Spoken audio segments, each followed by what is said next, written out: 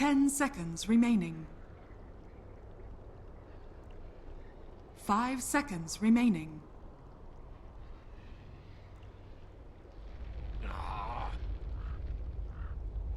Dire team ban. Team Empire's turn to ban.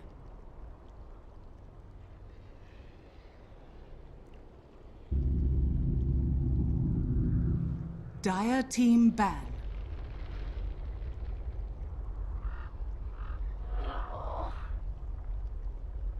Team Empire's turn to pick.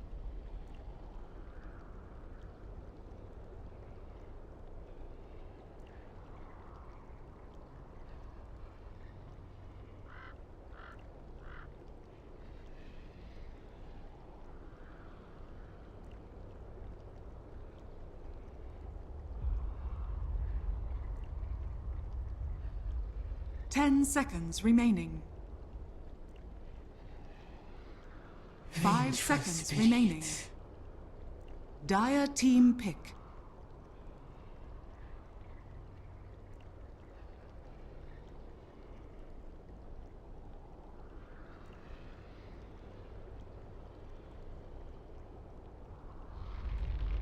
Chen, Life Stealer. Team Empire's turn to pick.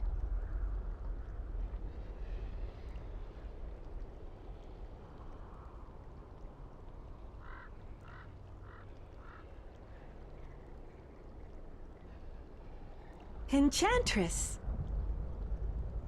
Team Empire's turn to ban.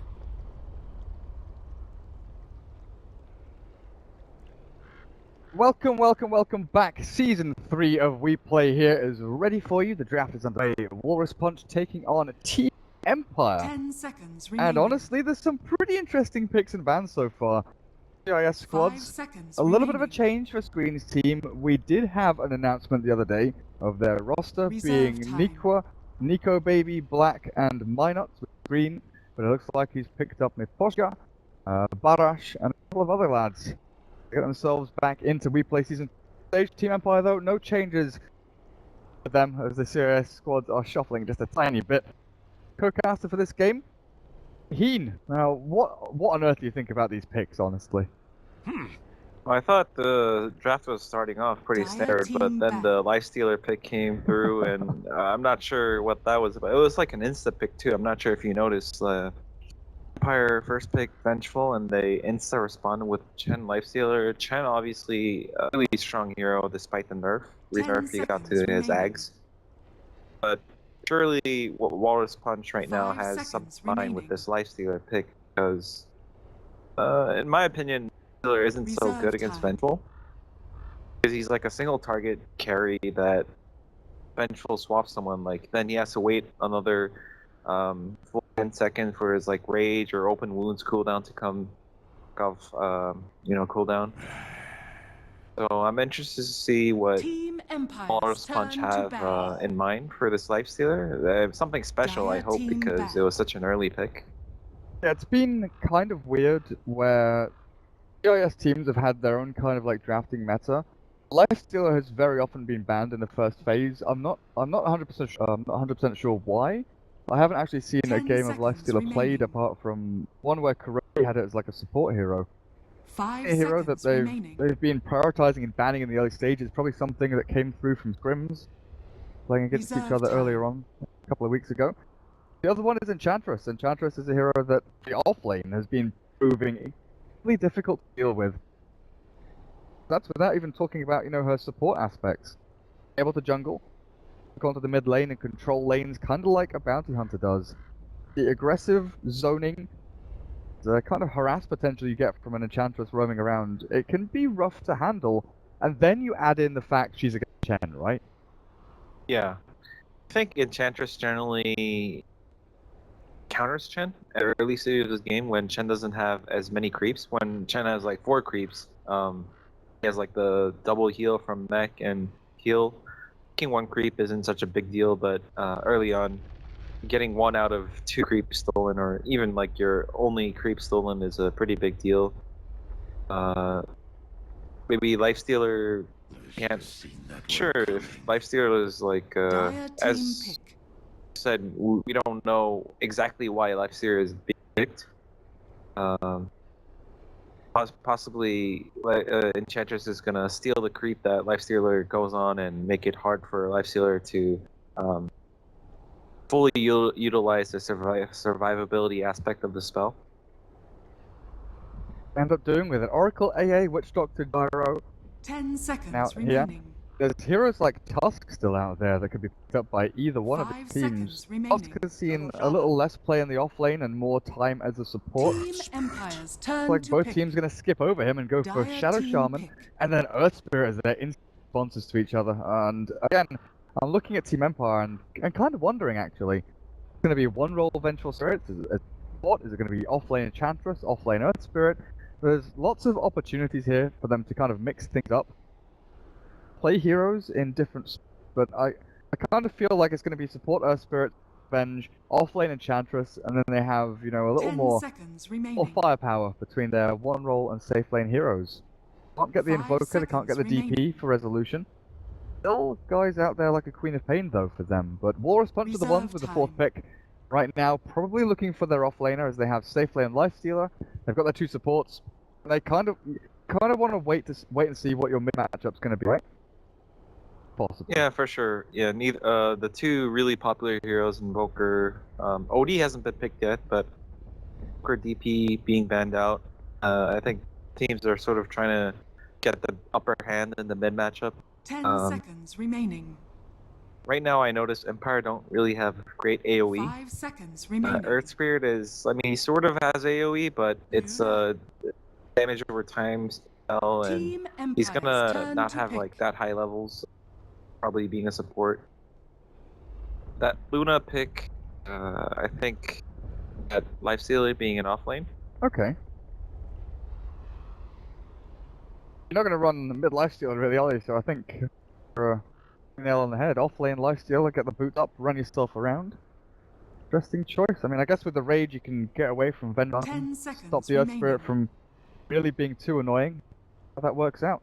Team 5 Empire, seconds remaining. what have you got up your Spirit Enchantress? Like you're saying, lots of single target, lack of AoE. Reserve time. Necessarily need AoE if you can get that numbers advantage and get the like instant off with a little more nuke damage. You know, your Lena, Templar Assassin, something like that has. I kind of want minus armor here, to be honest. Minus armor, a bit of wave clear to deal with Chen is always good. Sideblades, you can do that. But if you've got Revenge, got good physical damage sources, you're against a Lifestealer who has Rage. Minus armor's great up against that. Luna, obviously, Agi hero, can carry through with the good armor value she has, but it's also the fact that Chen likes to go for the Vlads, gets the creeps with the auras. Being able to kind of that and fight up against the early stages. Something along those lines could work out, but they're taking their sweet time, I think. Well, these next two picks from Empire are going to be really important because if Walrus Punch manage to pace of the game that they want, where they get the freeform on Luna and Rasta and Chen both get level 6, they at least need some kind of deep push power to try to creep aggro off and get rid of them, or else every time Walrus Punch go for a tower, they might not have to commit. Like, for example, they're not going to need to drop the roster wards down so easily. And now, okay, Zeus, I think it's the third most hero for resolution. I noticed that he plays a lot of the two banned heroes by WP, his Invoker and DP. 10 seconds remaining. And Zeus, Zeus is, I can see, 5 seconds remaining. like, some people might think that Chen counters Zeus because he has a global heal, and generally it heals more than you take damage. But it looks like it's going to be really hard for WP to push past the tier 1s an even game. Yeah, Empire. Zeus is just ridiculous. If he gets like a Veil, or the Earth Spirit gets a Veil, going high ground is going to be very hard for Walrus Punch. Yeah, Team Empire have a good way to kind of stand off these towers and keep Walrus Punch at bay for a long time, even with Serpent Wards and Chen creeps up on the lines. DK banned out, Dire removes team even more pick. pushing power, but the Pugna replaces it. Team Blast, Empire's Walrus Punch, turn my to goodness.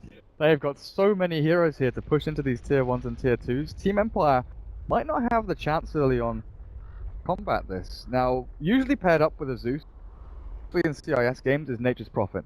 Like, a lot of teams have loved Bo. You TP around, you've got your, Wrath of Nature, you've got your Thunder God's Wrath, global damage output. But I don't think they've got room to fit 10 that in seconds here. remaining. Unless they go for what I was saying before, which is the one-roll Vengeful Spirit, the offlane Enchantress, but nope, they go with the one-roll Medusa. What? It's been a long time since we've seen Medusa really shine. Patch for her? I'm not sure if this is a patch for her, but I did try playing Medusa in a pub, and the newly changed Mystic Snakes, dealing mana based on the total maximum percent of heroes, steals so much mana. Early on, it's pretty much less or even compared to constant mana steal she had from before. But as the game kind of scales, if she gets a Mystic Snake onto the Pugna and Chen, like 2 targets for example, she's gonna steal like 500 mana, which is somewhere around the ballpark of like 1,000 HP. Hell of a lot. Hell of a lot. Righty-ho. So what we're seeing, drawings on the map, looks like Walrus Punch want to try and get rid of this Observer Ward that's very commonly placed up on the sort of rune spot for the Radiant. The new little ramp you can walk to from the Secret Shop is very, very popular. Teams just to send like, an offlane hero up there, get the vision, get Observer Ward down. Walrus Punch probably gonna, sweep the jungle, make sure there's no offlane warding, come through and counteract they're aiming for over there. While Empire, level 1 fighting, what have they got? They've got a kick, they've got a stun, they've got arc lightning, they've got some good right-click attacks, but they're going to be dealing here with, shackles and nukes, and the blast, honestly, is insane. Yeah, I mean, Pugna is pretty strong, but I think one thing Empire has going for them at level 1 is that they have a Chen. I'd say usually Enchantress is better than Chen at level 1, even though Enchantress would really like to skill enchant. She has such ridiculous movement speed, and she's an offlaner in this, so she's gonna have more items.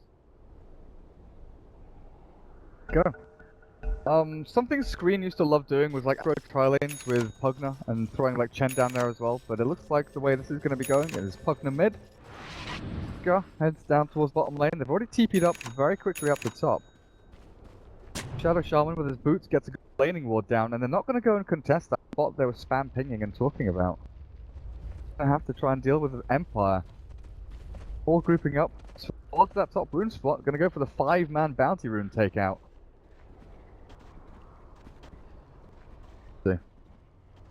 Lunar Blessing level 1. Oh, Shadow Shaman. You're in trouble. So dead. Oh, buddy. What's done? He's getting body blocked by Havos. Roll out of Earth Spirit's not going to land, and they've got the snake though. Attack damage should be good enough with the Enchantress taking that first blood, but the tiny little spear being thrown out. Now, I expected Walrus Punch to go as a big pack of heroes to contest that spot. Going as a lone Shadow Shaman, that's not the play. 30 seconds. I think it was way too greedy from the Shadow Shaman to get both the lane ward and walk there. It would have been too late. I mean, if that pull, the jungle that they kept pinging before the game started was so important, their best bet would have been probably to TP to the mid tier 1. Yeah, going to the top and laning, putting a lane ward, and then going is way too late. That's the thing though, like he only had a sentry, there was no obs ward for him there as Aloha Dantos gets the bounty at bot. There's double bounty here for Empire, but they will lose their Medusa. The Nether Blast and Open Wounds really allows them to secure that kill, so it's a decent old trade-off there actually. Two heroes share the golden experience. Look at that, 213 gold for the life stealer. Yeah, the Lifestealer got it, and with the cheaper boots, you can buy boots on the first wave. Nice. Good stuff. Now, lanes, how did it actually pan out? Earth Spirit and Enchantress up at top, so it looks like Earth Spirit's going to be getting a fair amount of levels up here actually, while Havos will be able to zone out the support, give a good 1v1 for the Earth Spirit. Mid lane is going to be a straight 1v1. Resolution Zeus against Barash on the Pugna. Green's Chen. Wait a second. The medium camp here, is it blocked by that observer ward? They're going crazy. No, that observer ward shouldn't block it. I think, yeah, Shadow Shaman just body blocked it. Yeah, he's body blocking it right now. Oh, not that camp there. Not the one with the Shadow Shaman. He's dead. Oh. I mean the one like above the rune spot or above top rune spot. On. Like I didn't see anyone go in there and do anything to it. Her host was over towards his camp. Interesting. I still have to go and check like a few of the hitboxes I'm a little bit off on. That's interesting because when I first saw that observer ward, I thought I that's got a bit confused weird. because when you talked about the camp, I think it was Havos pinged it and I missed for your ping. But yeah, that ward at Rune is pretty interesting. I didn't know it blocks. It seems to block it. I don't think Chen would intentionally block it 2 times in a row. Poor little thing. No camps from creeps from that camp anyway. Bottom lane, Lifestealer. He does not have boots. Saved up 620 gold, just tangoing away. I guess you could look to maybe get an Iron Talon, and then you can farm safely over towards the camp that's, you know, pure lane, but there's a center. A Radiant have already dewarded that one out, but he's going to get another bounty rune here actually. To level 3. Another chunk of gold. 700 gold already on this offlane Lifestealer. He's having a cracking time. Sort of the same, it's a mirror matchup where both offlaners are capable of jungling. Stealer does have that sentry, so he's gonna attempt to deward. He pinged exactly where the ward was, but he didn't. Go up at top, Shadow Shaman caught again with the shackles back. He's going to put himself in a spot where, sure, you've trapped the Earth Spirit and can probably kill him off. To neutrals, Fairy Fire's there. Oh, he's getting close. He's killed by one of the little kobolds. Oh, that's tragic for Walrus Punch. Dire's Lucky. bottom tower is under attack. Lifestealer doesn't feel so confident about the neutral spawn boxes, I think. He has that sentry, free to deward, but... You did go back to the Iron Talon as well. It's just interesting because he just picked up the Iron Talon and you would assume that he really wants to have that camp open. He didn't even attempt it. Arash finally has his bottle. Oh goodness, up at top they've killed off the Luna. Catch the So dive up Fairy there Fire and they again. might even kill off Shadow Shaman. No, we're not going to dive in too far, Havost. Not living up to expectations there really, as they do give up. Back themselves away, but this dual lane is crushing the Luna Shadow Shaman. And then you look at the mid lane and it's dead even. There are a few more denies here for Barash, as you know he's got good base damage, a lot better than the Zeus's 54. The Zeus is still trading farm. You know, Resolution's still getting a lot out of this lane. Well, for the first 4 minutes, Zeus against even the toughest laners usually yes because of his arc landing. We'll have to see how it... Zeus won't have as good, what do you call it, rune control. So if Pugna, for example, manages to get an arcane rune or regen rune, like as he did now, we'll see gap in farm over time. Sentry, where's it gone? Lifestealer... Well, he put it, yeah, he put it on to the right. Oh He dear. guessed wrong. It wasn't far off, honestly. It was pretty damn close to where it needed to be. But these neutral camps to the side of the ancients they have such weird spawn boxes. I think with the patch having been out for not so long, people aren't going to feel too confident about it. So far, phase boots up on the Enchantress, give that extra damage, and speed's pretty nice as well. Now, Havos has been given this lane alone a little bit now, actually. No fear, just wandering himself back in. Try and kill off this Luna once more, and with the phase boots right damage, with the Orb of Venom on the Earth Spirit, they've got plenty. Wildwing Tornado, but the good thing is here, the Dire have vision. The Earth Spirit know exactly where he is. Heads. Lifestealer is actually hiding over to the side, waiting for Resolution to move far forward. Poor Lifestealer could go in with the open They're going to wounds. go on him? They've got to try. Try and Eat kill the off tree. Resolution, eat the tree, come through with the open wounds, and sucky, Pugna cancelled out. He doesn't have a blast actually, but the right click attack will be enough. I'm your god. Dire to kill off Resolution. This offlane duo on Dire's Empire top tower is is under owning attack. Luna or Shadow Shaman pretty hard.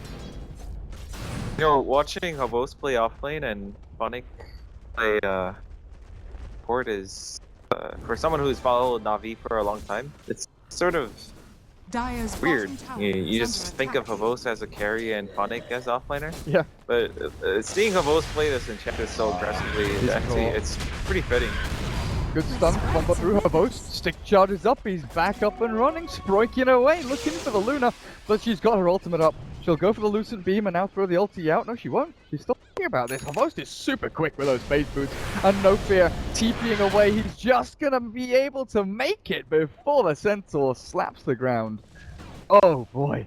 Empire getting out by the skin of their teeth, honestly, there. That was really unfortunate because I think that rotation was on point. Oh wow, nice coordination. Yeah. I think Luna, if it were any other hero other than Enchantress, Luna would have tried to get that ult into Lucent Beam Dire's top tower combo is off, under but attack. because it was Enchantress, he was kind of paranoid that she's gonna outrun and waste ult. Especially with phase boots too. You often don't see phase boots. So fast. Like 380 movement speed plus the phase. Radiant's Bit of, middle tower is under Bit of attack. move speed, pretty intense. But yeah, going back to your point, I Dire's mean, bottom tower Havos is under started attack. off like he played offlane for Na'Vi back in the day. You know, his Weaver and stuff like that was pretty intense. But yeah, he was known as a Dire's carry top player, just tower playing is gyrocopter under and things attack. like that. Alec, back on Empire, he was known as the bloke who played Clinks against Darkseer. He was intense offlaner. Things up. I think Empire needed it. They needed a little bit of a change of pace. Bringing a low dance down to this carry role has definitely worked pretty well for them. His Radiant's Sven has middle been tower is very under good attack. getting farm he needs at the right times. His teamwork has definitely been on point. Like going from support player to carry player, have this sort of innate understanding of what needs to be done, what time. And you don't have the kind of bullheaded ego rush that, you know, a lot of carry players seem to have where I'm gonna go in, I'm gonna kill him, I can outplay, I've outfarmed him. I'm gonna win this one out. Aloha there's a little more calm, collected. To have a good head on his steady shoulders. But up top, 10 creeps getting taken out by by Enchantress, stealing them away and trying to juke and drive them around. At this moment in time, Walrus Punch, they have very little CS on this in comparison to a Medusa, who by all rights is free farming this bottom lane. Well, the lifestealer on bottom is. Well, we didn't really talk about it. What was gonna happen? The lifestealer, but he's basically gonna be a safe offlaner. Dire's top Not gonna tower die is much under or at all. attack. Obviously, he can't really lane against the mid. And the biggest issue for Walrus Punch right now is the Empire dual offlane combo. If you notice, the Chen is really underleveled. It's 5 minutes and only hit level 4. Maybe 1 or 2 camps ago. Dire's top tower Now they has lost been their denied. tier 1 with a Dire's semi middle tri tower lane. is under attack. They're gonna try for this Enchantress kill, but I'm not sure if they have the lockdown. Oh man, she's got drums and He's so phase. fast. Look at the movement speed. Oh my goodness, she just turns around and blasts down the Luna with a Hadouken from the Satyr. I did miss out on a Pugna kill. I'm pretty sure it was like an instant solution. He's lightning bolted and ulti. Barras drops pretty quickly.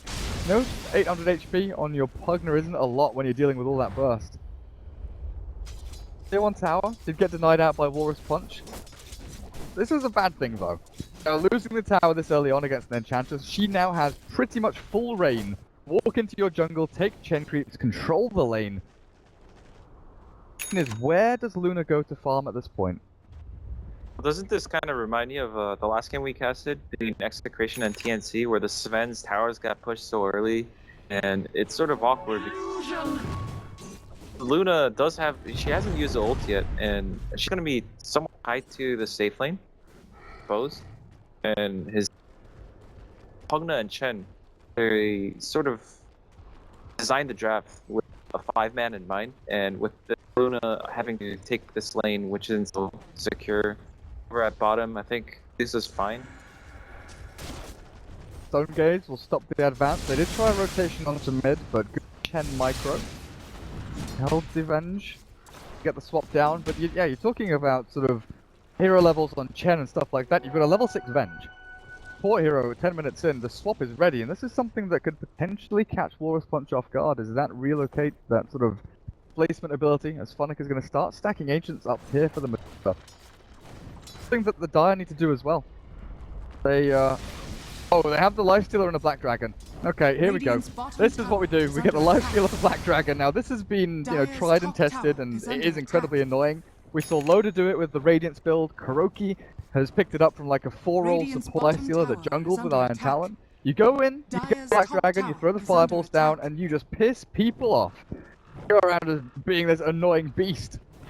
Controlling lanes, being unkillable. I mean, what's a Zeus gonna do to a magic immune Black Dragon at this point? Nothing. You can't touch it. So Lifestealer kind of has this second, almost a secondary life. Like he basically has a pseudo Aegis in the fact that he's in a Black Dragon and he can jump out at any time. Shadow Shaman instead. Bot lane, they're gonna try and jump it on the Luna, but Luna, there's the Eclipse onto Phonic, not dead just yet, but will get taken out. They get the trade onto the Pugna.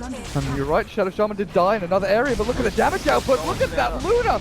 Just lost all of her HP. Now the question is, can they chase? Can they catch Screen? Do they have an ultimate from Resolution? They do not, and they don't have a kick either. No fear, has no mana left. Screen should be okay to escape. Unless he takes that path. Oh god, where's he gone? Where's he going? Cut through the trees, gets himself away. Juking, but Havos. Oh, nice. Oh, Screen! Have you done this? Has he always got himself away? No fear, still trying to punch him down. Screen might get a kill here before being taken out by the Impetus. Not quite enough to get the experience before the Earth Spirit dies. Screen, you tried your heart out.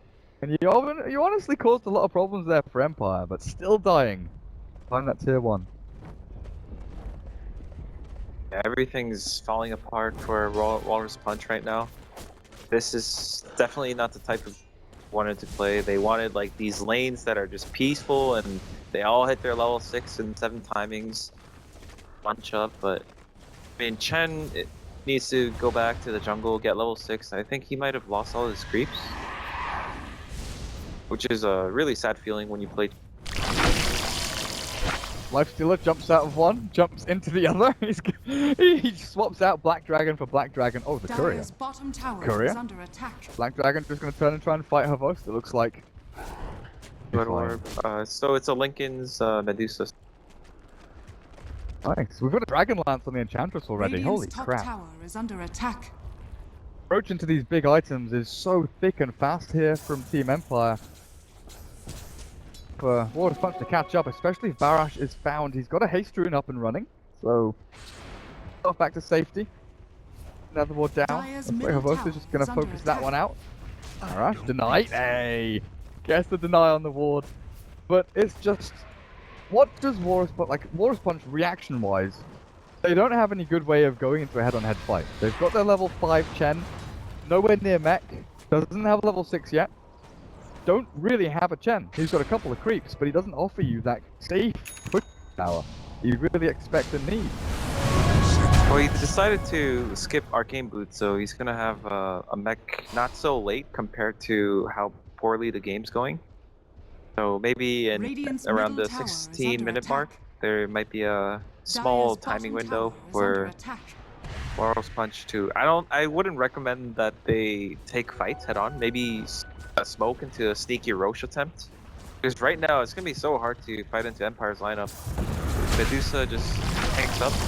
Oh, Medusa's tanking up against 2 heroes here with the Magnetize out. I'm not sure it's going to be enough. They'll kill off the Luna, but probably not the Lifestealer. But still fully worth it here for Team Empire. Loharan just stood his ground against the Black Dragon, killed the dragon. Good old little combo from Mr. Earth Spirit. Some juicy kill on the Luna, who is already so far behind both levels and net worth. Look at the net worth chart right now, man. 3 Radiant heroes up in the top, and it's just the gap between them is massive. The scary thing is Medusa hasn't really... he's been ganked somewhat, which is the fun about it, because he wasn't really in danger of dying. Medusa hasn't really been taking an active part in this game, and the game is looking so hard already for Walrus Punch. Oh, good deny. Yeah, she's kind of just sat bot, allowed them to come to her. And they've never been able to kill her. Because what, they've sent Pugna down there, Lifestealer, Shadow Shaman, everyone from Walrus Punch has tried to have a crack at that Medusa. He just turns on Stone Gaze and walks it off. Even occasionally finding a juicy kill for herself. So Luna has finally moved up towards the safe lane. get some good old farming time because she needs another what 5-10 minutes, even get into her primary and secondary items. It looks like the lifestealer is gonna go. Has almost 3k gold saved up, but I'm not sure if it's make a big difference because Medusa already has a Lincoln. Zeus ults, maybe? Oh yeah. Come on. Zap him down. Oh, he doesn't have mana. He needs to bottle up. And he's jumping to the creep. Yeah, he got onto the creep. Good move.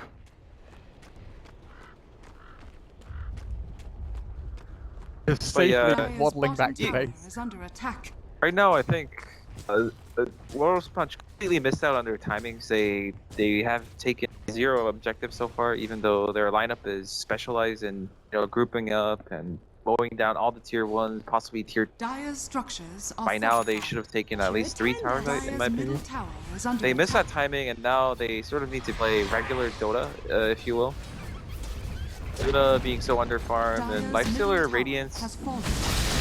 It's an annoying build, but it's not the type of build where you see like Lifestealer going around and burning everyone with Radiance damage for like a Rampage, for example. There's a swap onto someone. Bosch get caught here, and look at that damage output from Havok. Got him. The Lifestealer tried to get away. Was that a kick from the Earth Spirit pushing him further? Chen's caught as well. You're right, the damage output here from Empire just too great to handle. And with the silence there, the combo down, needs the shock, hits onto 3. The Eclipse comes through, and they've got Phonic. At the very least, they'll kill off Earth Spirit on top of it. Empire cannot turn to fight the remainder of them. But you think about this fight, man. That was a 4v5. That was Empire walking in as 4, killing Lifestealer, and basically walking into the entirety of Walrus Punch while down at bottom lane.